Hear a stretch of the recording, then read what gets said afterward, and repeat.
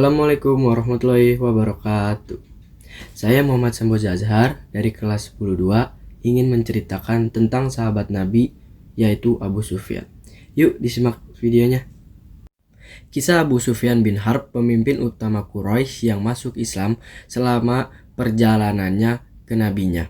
Rasulullah SAW banyak ditentang, tak sedikit musuh Nabi Muhammad yang melakukan berbagai cara untuk menghalanginya menyebarkan agama Islam. Namun, ada satu musuh yang akhirnya masuk Islam. Ia adalah Abu Sufyan bin Harb. Akan tetapi, di kemudian hari, ia memeluk agama Islam. Setelah itu, ia menjadi muslim yang taat.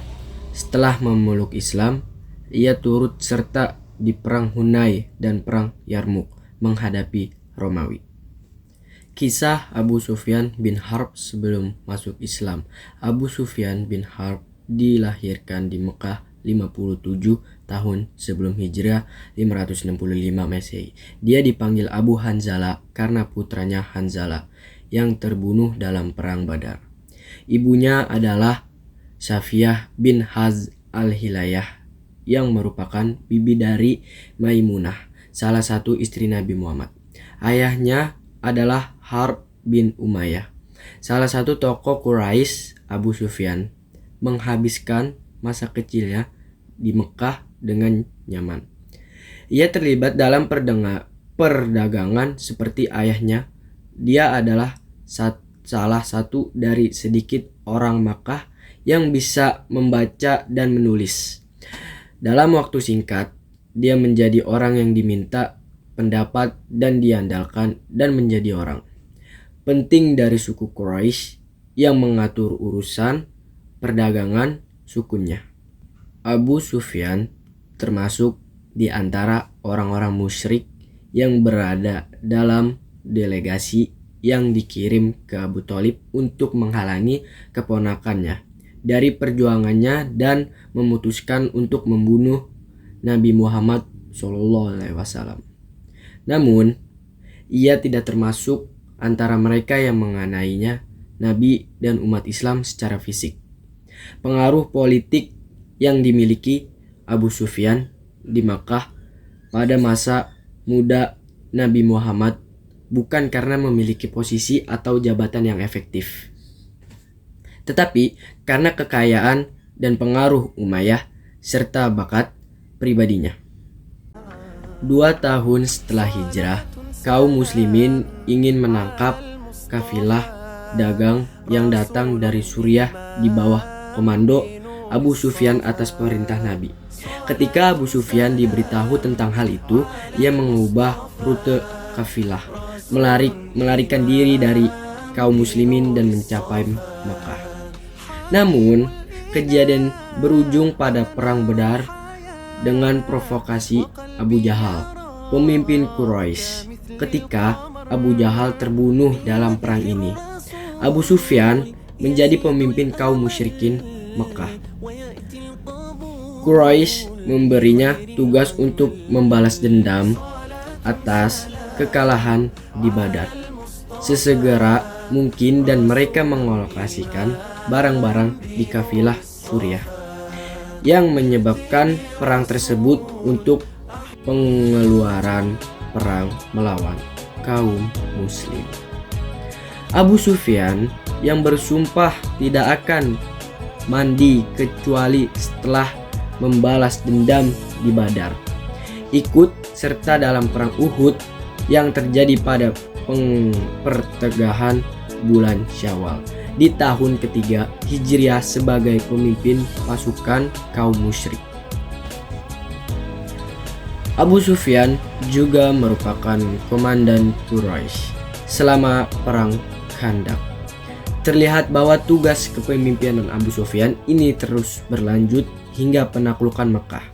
Dia memainkan peran penting dalam semua tindakan keji terhadap kaum muslim.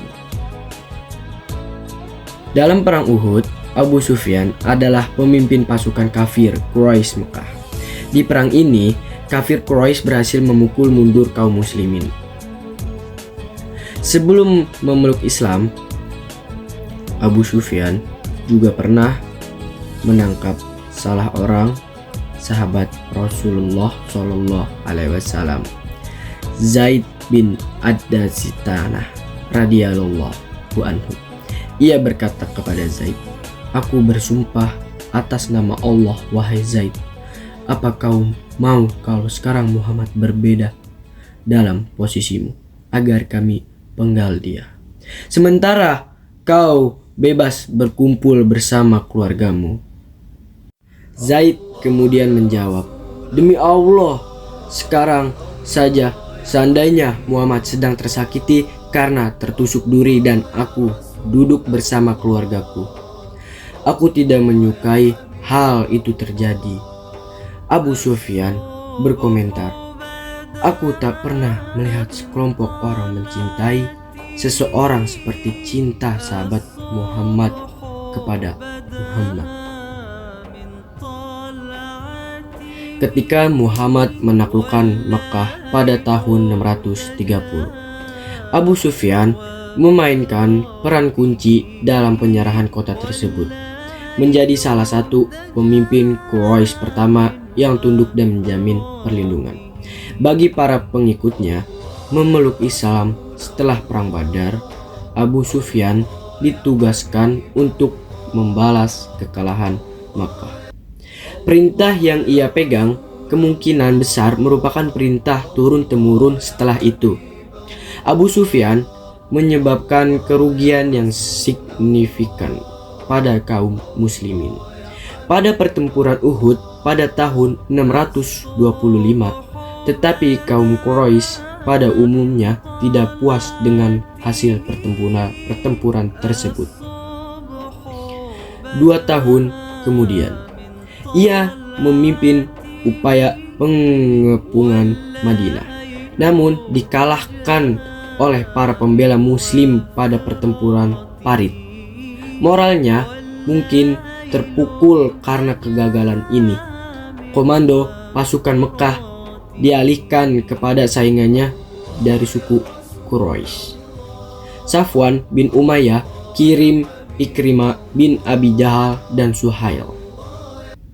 Meskipun Abu Sufyan tidak ikut serta dalam perundingan gencatan senjata di Hudaybiyah pada tahun 628, ia mengadakan pembicaraan perdamaian dengan Nabi Muhammad SAW di Madinah ketika sekutu-sekutu Quraisy tampak melanggar gencatan senjata. Ketika Muhammad menaklukkan Makkah pada tahun 630 Masehi, pada Sufyan memainkan peran kunci dalam penyerahan kota tersebut, menjadi salah satu pemimpin Quraisy pertama yang tunduk dan menjamin perlindungannya bagi para dalam pertempuran ini yang berakhir dengan kemenangan Muslim.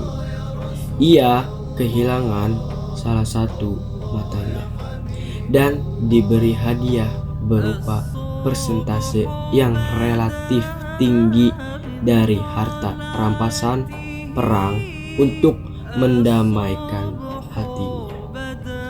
Karena hubungan dagangannya di masa lalu dengan Taif, di mana ia juga memiliki harta benda dan memiliki sanak saudara, Abu Sufyan memainkan peran utama dalam pembongkaran tempat suci, pangan, alat di kota itu. Sejarawan berbeda pendapat tentang tahun wafat Abu Sufyan. Ada yang menyebutkan bahwa ia wafat tahun 31 Hijriah, ada pula yang berpendapatan tahun 32 Hijriah, namun ada pula yang menyatakan ia wafat di tahun 34 Hijriah. Saat itu Utsman bin Affan yang mengimami salat jenazah. Sedikit sekian cerita tentang Abu Sufyan dari saya.